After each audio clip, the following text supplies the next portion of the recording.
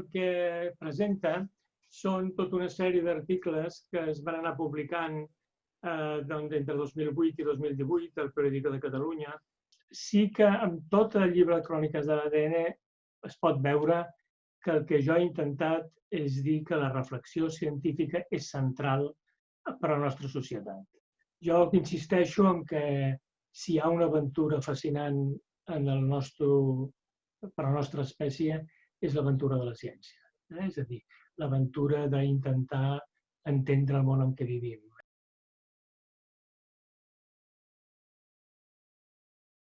En el llibre hem posat, ho hem articulat amb una sèrie de temàtiques, unes de les quals són els genomes de plantes i animals, tot el genoma humà, perquè és evident que això té una incidència molt gran amb nosaltres, dels quals a mi em semblava que jo podria contribuir a la reflexió. Per exemple, que treballant com he treballat en els últims anys amb genomes de plantes cultivades, això té una relació directa amb l'agricultura, amb la producció d'aliments, però també és inevitable que si parlem dels efectes de la ciència en el nostre entorn, doncs els temes de medi ambient són claríssims.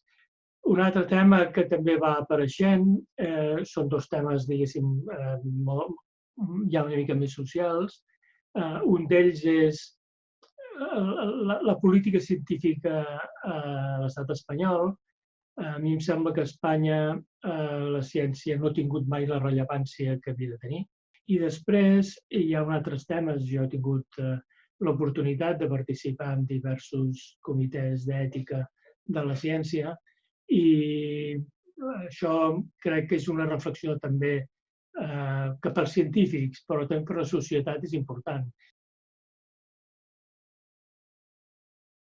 Per mi ha estat un privilegi extraordinari el poder inaugurar aquesta sèrie de llibres electrònics d'eMètode. És una nova manera de transmetre, de comunicar-nos, de transmetre les nostres reflexions i espero que això vagi seguint i que tingui una bona acceptació i espero que en puguem fer alguna altra d'aquí un cert temps.